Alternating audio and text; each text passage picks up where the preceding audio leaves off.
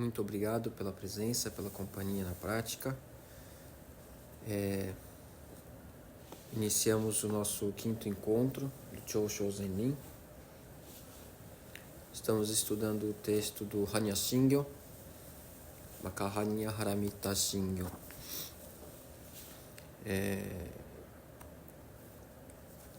E continuaremos a partir da página 5. No encontro anterior, a gente tratou de Shariputra, um pouco da história de Shariputra, e adentramos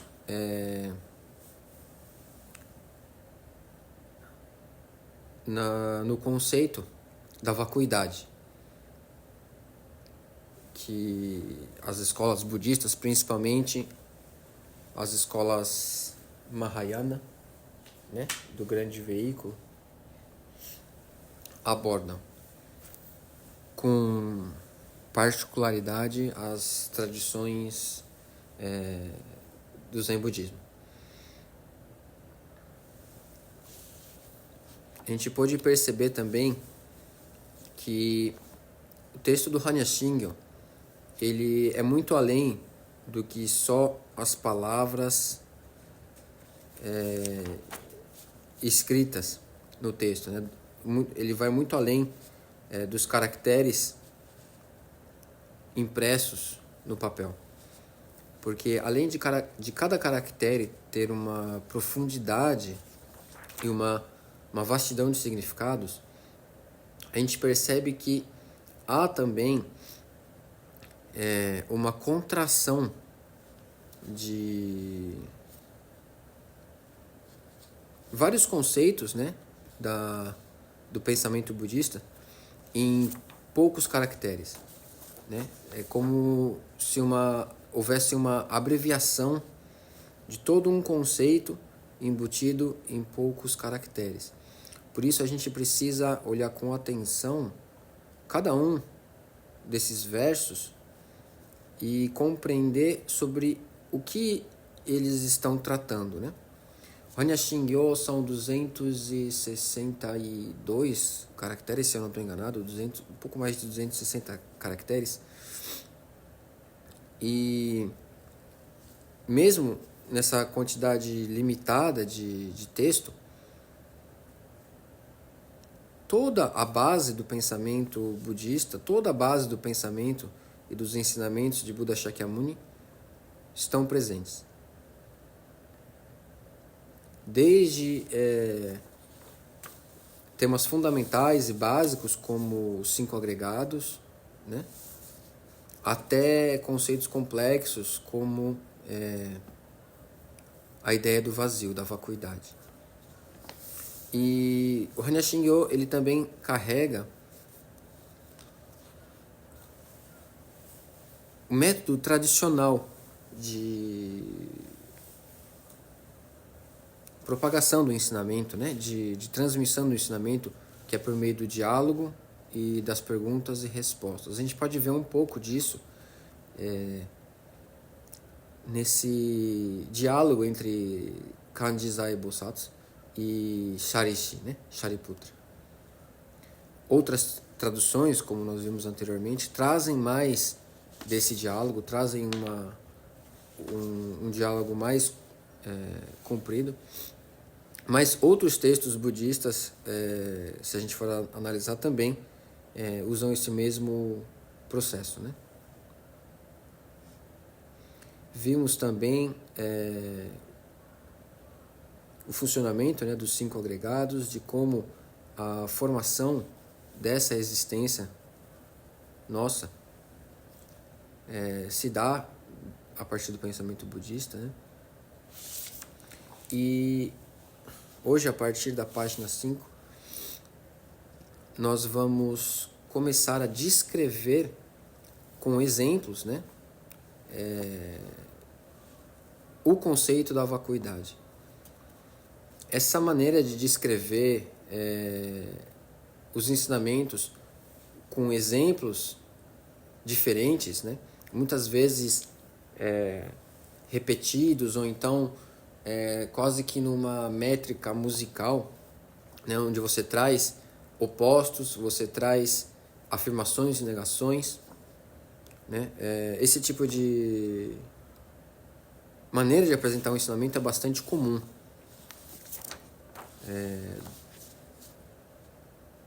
No discurso budista, né? O trecho de hoje, desde a linha 9, Sharishi Zesho Ho Kuso Fushou Fumetsu Fuku Fujou Fuzou Fugen. Sharishi Shariputra, como nós vimos no encontro anterior. Ze, ou no japonês contemporâneo, kore, significa estes, né? Aqueles, isso, né? Shoho significa os vários dharmas, os vários fenômenos, ou todos os fenômenos, todos os dharmas, né? Esse primeiro caractere sho, ele significa diversos, né? Diversidade, diversos, vários. E ho é um caractere bastante complexo, porque ele carrega muitas definições diferentes, né? Esse ho, de maneira direta, significa lei. É o mesmo caractere que nós utilizamos para lei no sentido de legislação, por exemplo, né? Então nós temos no japonês contemporâneo a palavra horitsu, que significa as leis, né? Da Constituição japonesa, né? Horitsu são as leis. Ho, por si só, ele significa não só essas leis criadas pela nossa sociedade, mas também as leis que regem os fenômenos, as leis que regem a realidade, né? Esse universo. Então, desde a antiguidade, esse caractere foi utilizado para se tratar do Dharma, no sentido da lei que rege o movimento dos fenômenos. Com isso, né, alguns tradutores contemporâneos, né, que traduzem do chinês, do japonês, para as línguas ocidentais, acabaram adotando esse Ho também como Dharma, né? Antigamente, esse caractere Ho, ele também, né, foi utilizado para traduzir o conceito de Dharma nas escrituras antigas do sânscrito. E da mesma forma, esse caractere foi utilizado para traduzir a palavra Dharma para as línguas ocidentais, e também foi escolhido a palavra fenômenos, né? Os fenômenos. Os fenômenos são todas as manifestações, né, que nos rodeiam, sejam elas palpáveis ou não. Então, nós podemos entender o caractere Ho como lei, como ensinamentos, como fenômenos, e a gente precisa compreender a situação em que ele está sendo usada para poder entender melhor do que se trata esse caractere. Kuso. Ku significa o vazio, vacuidade. No japonês contemporâneo ele significa céu. Não só no contemporâneo, né? No japonês antigo também, no chinês, significa céu. Mas também é o mesmo caractere para a vacuidade. So, ele é o caractere para aspecto, né? Aspecto. E essa junção de palavras, ku, so, é o que nós podemos compreender como a realidade da vacuidade, o aspecto da vacuidade, a essência da vacuidade, né? Eu coloquei na página 6, no item A, essa relação, né? A realidade de todos os fenômenos é a realidade da vacuidade.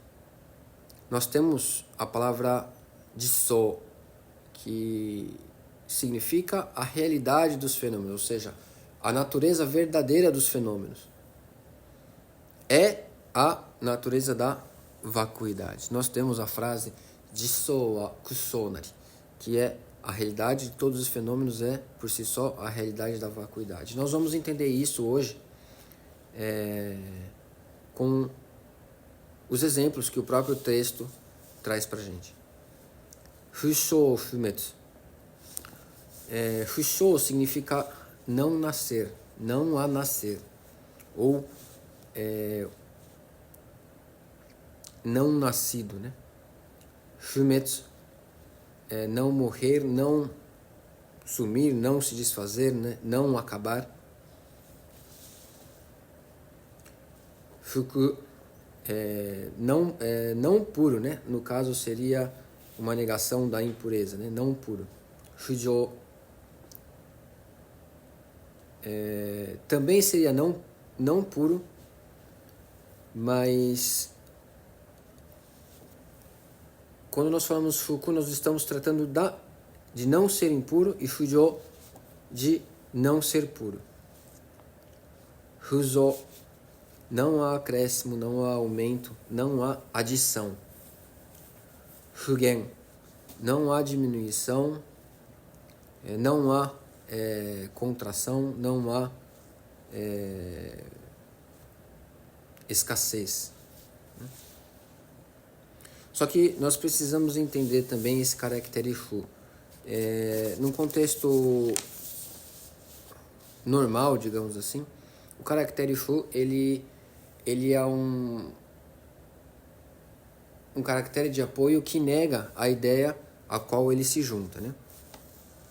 Eu coloquei na página 7, no item C, tanto o caractere Fu, Mu, Shi, Baku, são caracteres que normalmente são usados para negar a ideia a qual eles se juntam, né? Para fazer uma oposição e com isso a negação da ideia a qual eles se juntam. Mas no contexto do pensamento budista, nós temos que entender esses caracteres como a superação da nossa dualidade condicionada, a superação da nossa consciência discriminatória. Ou seja, o Fu, Mu, Shi, né, ou Arazu, Baku ou Nakare, eles são na realidade a maneira de dizer a realidade da maneira como ela se manifesta. Além de qualquer dualidade, além de qualquer sentido de comparação, além de qualquer atribuição de valor. É a manifestação do fenômeno, a manifestação desse momento, deste local, aqui e agora, da maneira como se manifesta.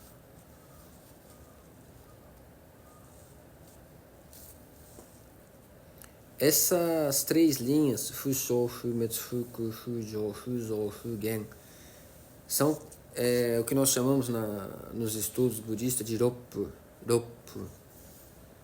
que nós podemos entender como a superação das 6 dualidades. Então, eu coloquei elas enumeradas no item B, Fushou, Fumetsu, Fuku, Fujo, Fuzo, Fugen. Não nascer, não morrer, não impuro, não puro, não acrescenta, não diminui. Só que esse não pode ser compreendido como negação daquilo que ele está se referindo, mas sim como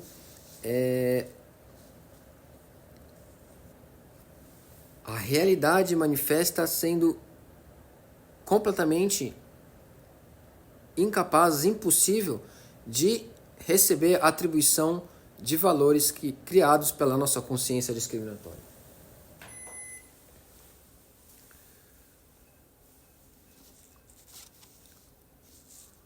Toda a ideia de valor, toda a ideia de julgamento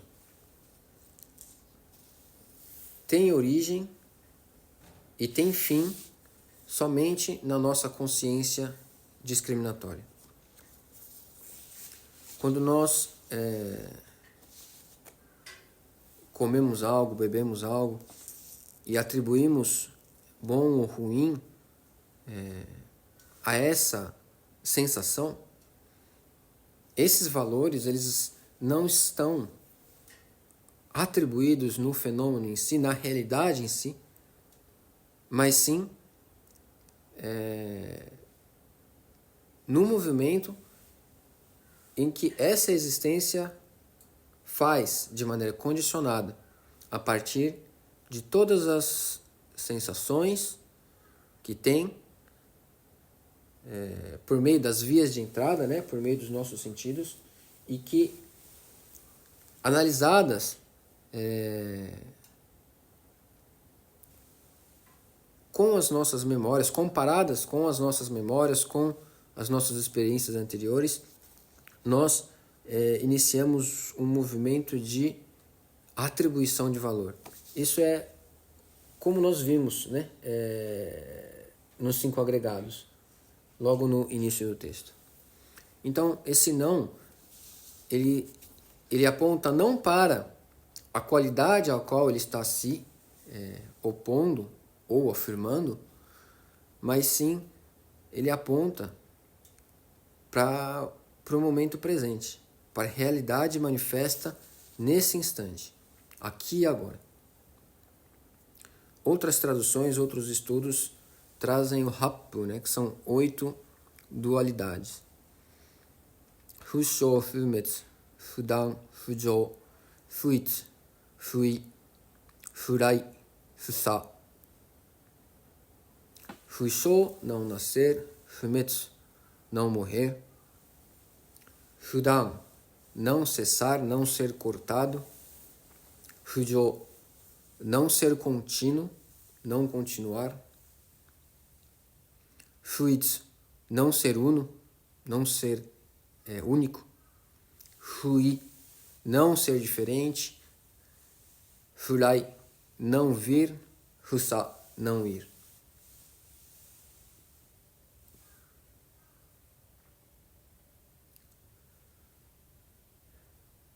No caso, fuitsu, por exemplo, que é não uno, pode até soar contraditório para quem já tem uma certa familiaridade com o pensamento Zen.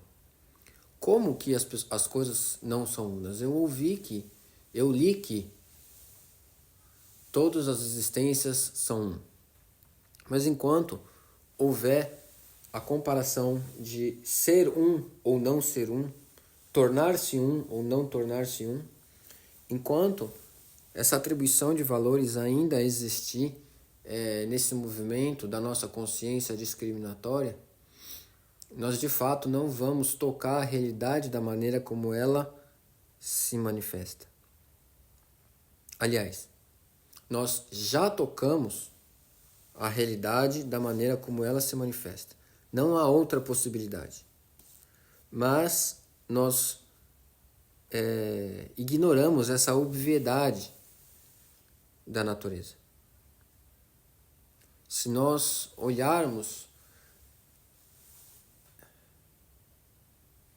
de maneira verdadeira, abrindo mão desse condicionamento, deixando de lado esse condicionamento, nós vamos perceber que não há qualquer possibilidade de essa realidade receber qualquer atribuição de valor, de nome, de localidade, de direção. Não há qualquer possibilidade de qualquer fenômeno. Não há qualquer possibilidade da realidade nascer, morrer, cessar, continuar, ser una, ser diferente, ou ela vir, ir. Não há qualquer possibilidade de acréscimo, não há qualquer possibilidade de diminuição, não há qualquer possibilidade de ser puro ou impuro.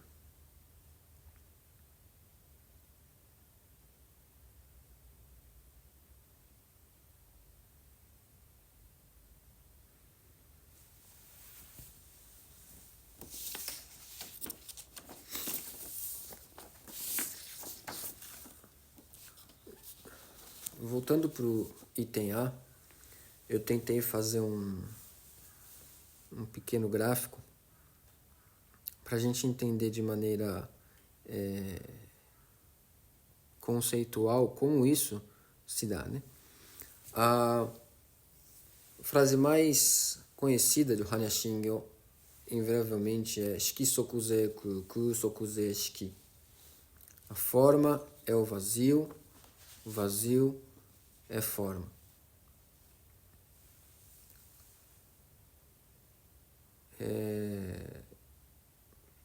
Sabendo que todos os fenômenos são formados por agregados, os fenômenos físicos, né, são formados, segundo, né, a concepção antiga, né, a cosmovisão antiga da Índia, né, pelos 4 elementos, né, terra, água, fogo e ar. Hoje nós temos, né, a tabela periódica, nós temos todo o conhecimento da física, da química, da ciência para compreender a formação da matéria, mas de maneira semelhante são agregados, né, que formam a matéria, e a nossa mente também, pelos outros 4 itens, né, dos 5 agregados: sensação, percepção, volição e consciência. Se qualquer manifestação, seja física ou mental, ela se dá a partir da junção desses diferentes elementos, né? Isso nós entendemos como originação dependente, né? Em japonês nós temos a palavra en, né? Ali em cima eu coloquei innen, né? Porque quando esse caractere en, que é o segundo caractere, se junta com o primeiro in, ele acaba sendo lido como nen, mas innen significa a originação dependente, né? Ou somente en, que é essa ligação, são esses laços, né? Essa originação dependente que agrega e desagrega todos esses elementos, né? Quando nós temos as condições apropriadas e as causas para que esses elementos se conectem, nós temos a formação do fenômeno. E da mesma maneira, quando há condição e causa adequadas, esses elementos eles se separam. Sabendo dessa originação dependente de todos os fenômenos, nós podemos compreender a impermanência de todos os fenômenos. O termo mujō, que é impermanência, significa literalmente não contínuo. Ou seja, todos esses agregados que, segundo causas e condições, se juntaram, vão também se separar segundo causas e condições apropriadas. Se qualquer fenômeno surge, então, a partir da junção desses elementos, e da mesma forma, ele, de acordo com as condições, se desagrega, onde há, então, qualquer identidade ou essência que faça o fenômeno ser o que ele é. Então, voltando ao exemplo da comida ou da bebida, quando nós comemos alguma coisa, nós sentimos o sabor dessa comida. Essa comida, ela nos aparenta ser o que ela é, porque ela aparenta ter a essência que faz ela ser o que ela aparentemente é. Mas nós sabemos que esse alimento, ele não existe de maneira independente da condicionalidade de formação dos fenômenos. Nós sabemos que aquele alimento, ele precisa passar por processos, ele surge da junção de elementos diferentes de acordo com causas e condições adequadas. Então, não há como dizer que aquele alimento que nós estamos comendo é o que é só porque nós identificamos o gosto, né, o sabor que ele carrega, o odor que ele carrega. É como um livro, por exemplo, né?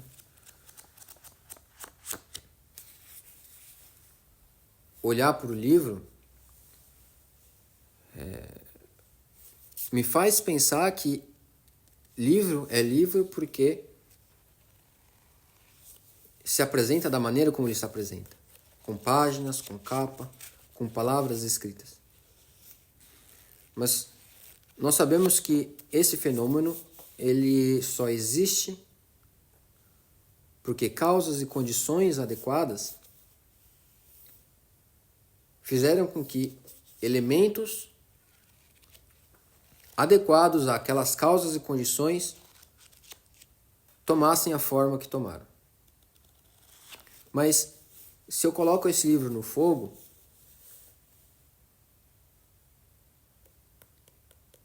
não há qualquer resquício, não há qualquer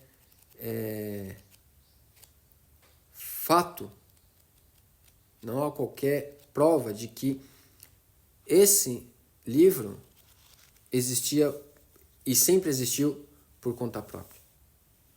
Isso, toda essa descrição é por si só a vacuidade. Dessa forma nós entendemos Shiki Soku Zeku, a forma é o mesmo que o vazio. Só que o sutra, ele acrescenta o reverso disso, né? Ku Soku Ze Shiki, que é o que normalmente costuma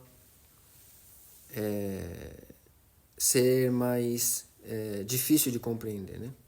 Que o vazio é por si só a forma.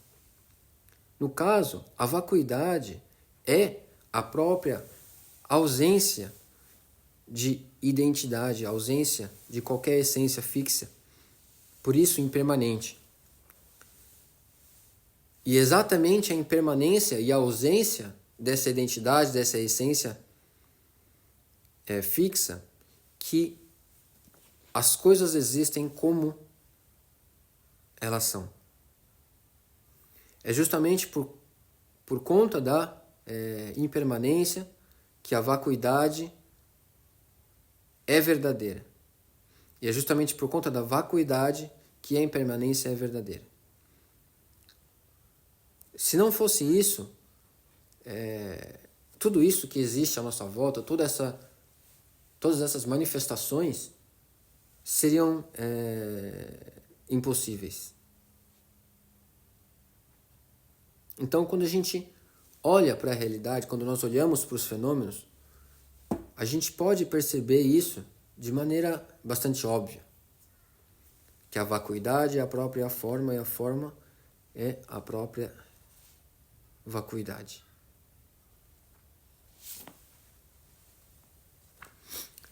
Eu trouxe hoje também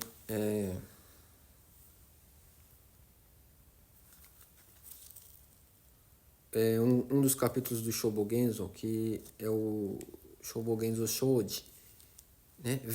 Muitas vezes traduzido como vida-morte, né? Ou vida e morte.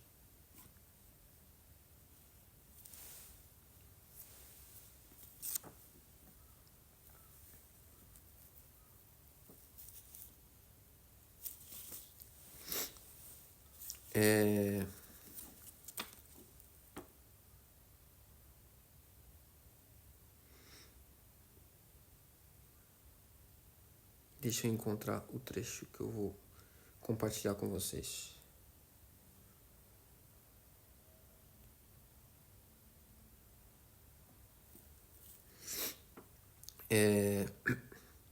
Shou yori shi ni utsuru to kokoro wa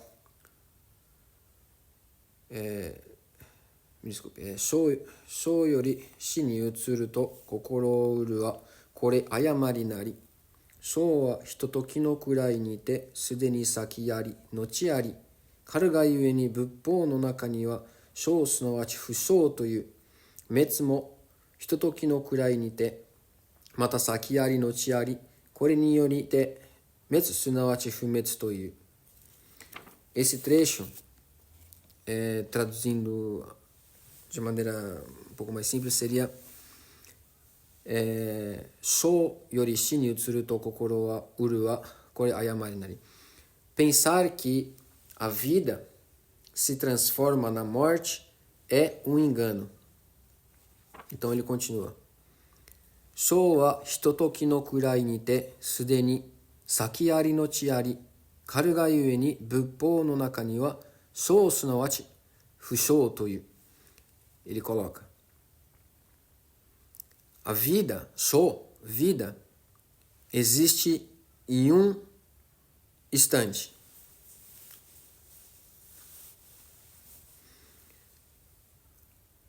Já há o anterior e o posterior, mas nesse instante há a vida. Dentro do Buda Dharma, vida é o mesmo que não vida. Ele usa shou sunawachi fushou. É o mesmo que nós utilizarmos shiki sunawachi ku, né? Shiki soku ze ku. Quando nós olhamos para o Buda Dharma de maneira verdadeira, nós olhamos para os fenômenos, além da nossa visão condicionada, vida não se transforma em morte. O momento da vida, só a vida. Compreendendo essa totalidade, vida é o mesmo que não vida. Nascimento é o mesmo que não nascimento. É exatamente o que Hannya Shingyo descreve.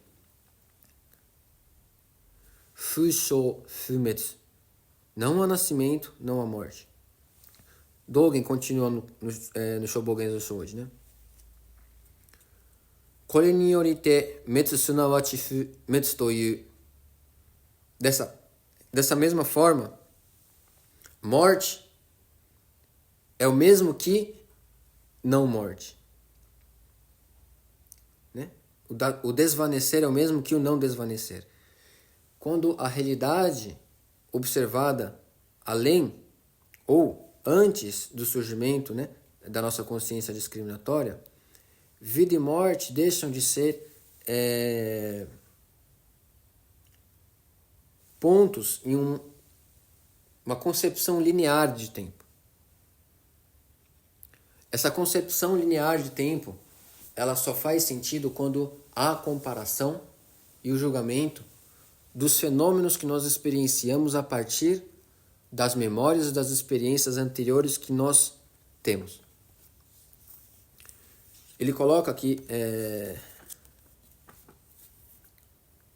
Shou wa hitotoki no kurai ni te. Shou, né, vida, nascimento, é somente o instante aqui e agora, onde há vida e nascimento. No momento de vida, né, o momento de nascimento, apenas vida, nascimento. Né? Eu coloco vida e nascimento porque shou, esse caractere shou, ele é o mesmo tanto para vida quanto para nascimento. Porque essa distinção entre vida e morte, ela só de fato existe quando esse trabalho de comparação, nomeação e valorização dos fenômenos acontece na nossa consciência discriminatória.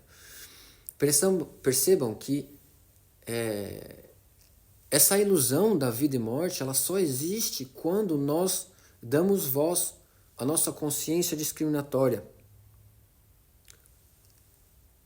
Essa ilusão da vida e morte, ela só existe quando nós damos voz a esse condicionamento de comparar todas as coisas a partir da nossa memória, a partir da palavra. A ilusão da vida e morte só existe quando nós vivemos apenas no universo das palavras e dos significados.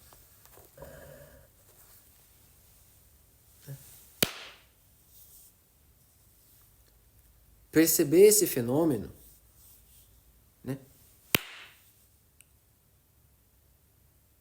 só é possível no momento em que o fenômeno se manifesta.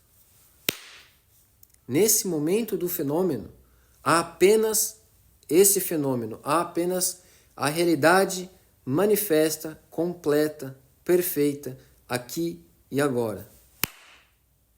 Não há qualquer impedimento, não há qualquer separação, não há qualquer distanciamento. Vocês podem perceber?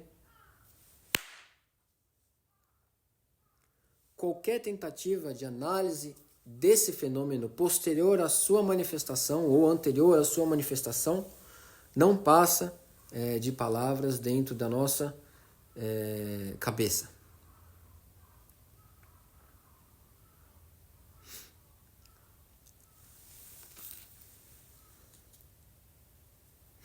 Dogen ele continua, Shobogenzo Shoji. Shou toいう時はshouより他にものなく、滅という時は滅の他にものなし。No momento de vida ou nascimento, não há nada além de vida, nascimento. No momento de morte, não há nada além de morte. かるがゆえに生来たらばただこれ生、滅来たらばこれ滅に向かいて使うべしということなかれ。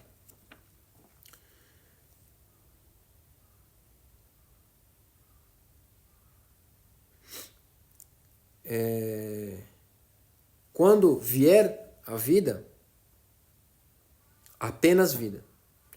Quando vier morte, apenas morte. Não tente buscar nada além disso.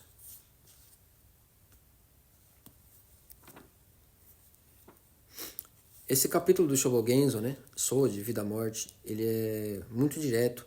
É um capítulo bastante curto comparado com outros capítulos do Shobogenzo, mas é bastante direto, né?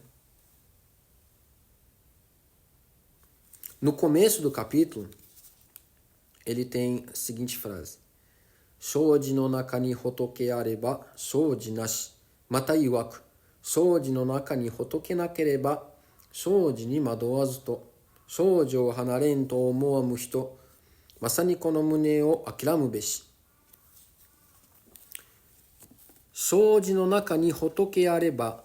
A tradução literal seria: se na relação vida-morte existir hotoke, Buda, vida-morte não existem. Quando ele coloca Hotoke, ou Buda, ele coloca, ele traz a ideia da realização. Se na relação vida-morte houver o despertar, nós podemos colocar também, se na relação vida-morte houver a prática, nós podemos colocar também, se na relação vida-morte houver Buda, vida-morte não existem. Porque não há nada além da manifestação aqui e agora, da maneira como ela se manifesta.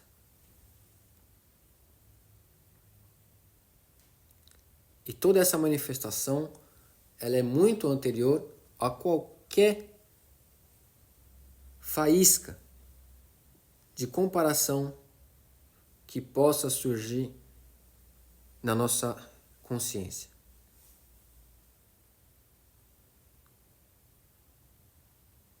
Taishin-san.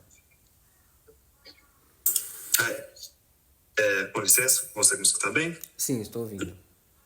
É uma coisa muito interessante, Joaquim CC, porque ontem eu estava instruindo os Zazen para iniciantes, e aí vieram com exatamente a pergunta sobre o vazio, e tenta se racionalizar muito, né, o conceito de vazio, né? E aí a melhor maneira que eu consegui descrever para eles foi trazendo um insight que eu tive, e aí depois eu fiquei assim, não sei se eu devia ter compartilhado esse insight, mas compartilho aqui novamente, até para o senhor poder validar ou desvalidar, mas parece condizente com o que o senhor falou, porque eu falei, durante o zazen, pode acontecer a dor, né? Dor física, né? Ou emocional, enfim. Mas falando especificamente sobre a dor física, quando há dor, né? Só a dor e você entra a dor, não existe mais a dor, né? Eu falei, seu joelho dói, não é o seu joelho, é você, né?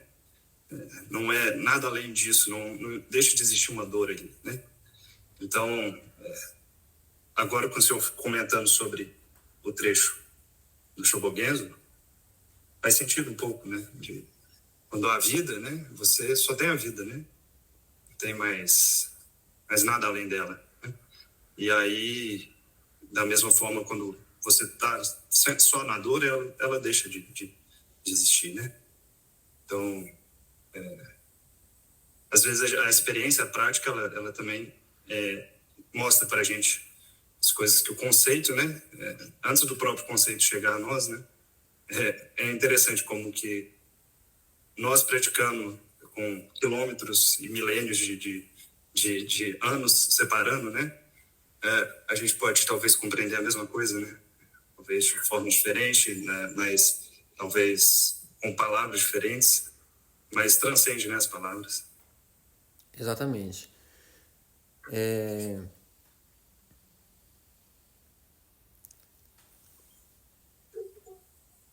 Realizar isso invariavelmente vai ser exatamente igual.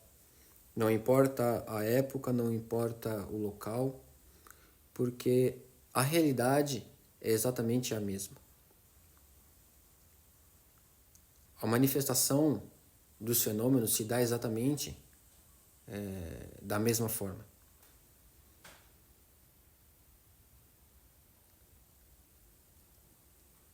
A dor física, ela existe e ela é possivelmente inevitável, né?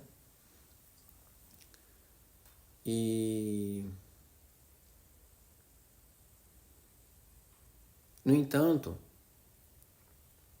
há um segundo tipo de dor, que é a dor que surge a partir da comparação daquele momento de dor física com um momento de prazer físico.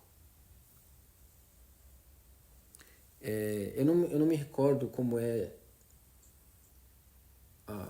a história, mas é uma passagem que o Buda Shakyamuni fala das duas flechas, né? Como se nós fôssemos atingidos por duas flechas nesse momento da dor. A dor de fato e a dor que surge a partir das nossas comparações, né?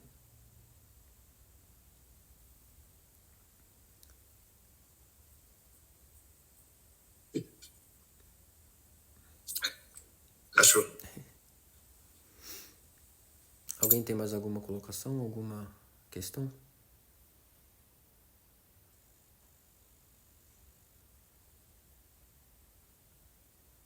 Genjo-san? Sobre isso que você falou no final agora, uma forma prática da pessoa começar a entender sobre que todos os fenômenos são idênticos, é dizer que, por exemplo, o prazer é a mesma coisa que a dor, só que é o prazer. E a dor é a mesma coisa que o prazer, só que a dor. É tudo a mesma coisa. É uma forma que nós temos encontrado de poder, de forma simples, explicar para uma pessoa que não está tão aprofundada como nós no Dharma, né?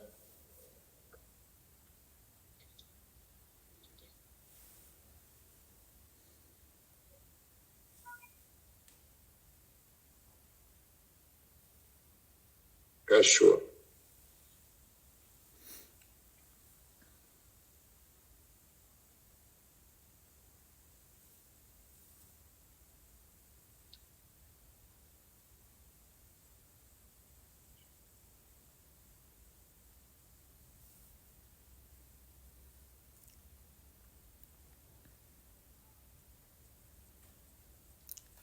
Alguém tem mais alguma colocação, alguma questão? Eu quero dizer, Pode falar. o senhor vai continuar ainda a explicação ou ao final abre novamente para pergunta? Não, já temos mais alguns últimos minutos. Se alguém tiver alguma pergunta, pode... Então tá. Só porque quando o senhor trouxe sobre Kanji Ho, né, lei, Dharma, eu já tinha visto sobre o kanji de Tao, Dao, né? Mesmo de taoísmo, também ser expressado como Dharma. É isso mesmo? Esse caractere Tao, Dao, ele em japonês é Do, que significa caminho. Ele, dependendo do contexto em que é utilizado, ele até pode ser interpretado também como Dharma, né? Como lei, porque ele diz sobre o próprio caminho.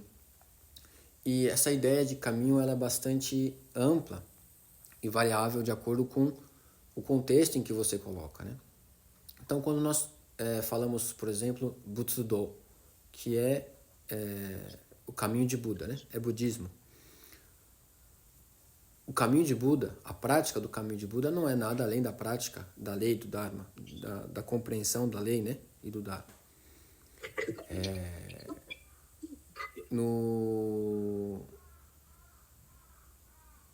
No taoísmo, o Do, o caminho, né? Tao, ele é a manifestação desses fenômenos, né? A manifestação da realidade, né? A maneira de eu não sou especialista em taoísmo, então eu posso estar equivocado, mas o pouco que eu já li, já experimentei a respeito, é que a ideia do caminho é justamente a manifestação da realidade aqui e agora, né? Antes do movimento da nossa ilusão, do nosso condicionamento discriminatório, né?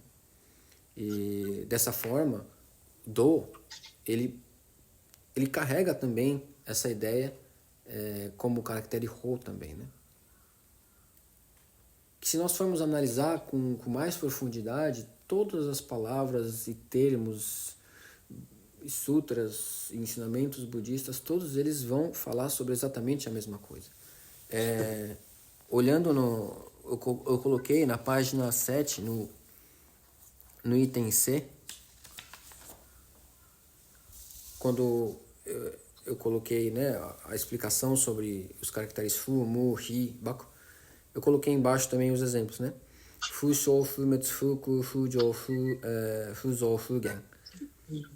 Que ele tem a tradução de, né, não nascer, não morrer, não impuro, não puro, não aumenta, não diminui. Mas, se nós analisarmos com profundidade, ele significa nada do que além, não significa nada além do que aqui e agora, anterior à discriminação da consciência condicionada. A mesma coisa, o termo Hishiryo, que muitas vezes nós encontramos nas traduções como além do pensar e do não pensar, mas de maneira profunda nós podemos também entender esse termo como aqui e agora, anterior à discriminação da consciência condicionada. Mu também, da mesma forma. Ele significa uma negação, ele significa vacuidade também em certos contextos, mas de maneira profunda, analisando de maneira profunda, ele significa aqui e agora, anterior à discriminação da consciência condicionada. Ou seja, todos os textos, ensinamentos, sutras, termos, palavras e caracteres dentro dessa tradição budista carrega o mesmo significado. Porque não há nada além disso, né? Na camada superior a isso é somente o universo das palavras que nós usamos para trocar informações, né?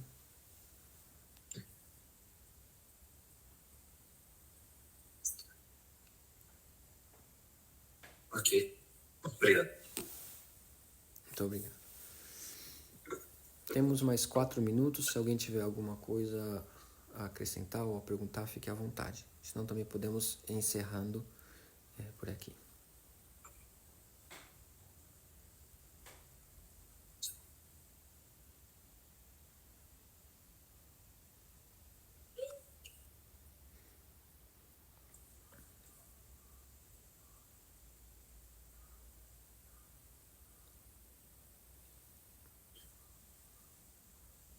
Não temos nada? Ok. Então acho que podemos encerrar por aqui, tudo bem? Ok. Ok. Muito obrigado pela presença de todos, pela companhia na prática. Espero encontrá-los na próxima oportunidade. Cuidem-se, tenham uma ótima noite, um bom descanso e até a próxima. Muito obrigado. Muito obrigado, Joaquim CC, pelo tempo, pela disponibilidade, pelo esforço. Muito obrigado.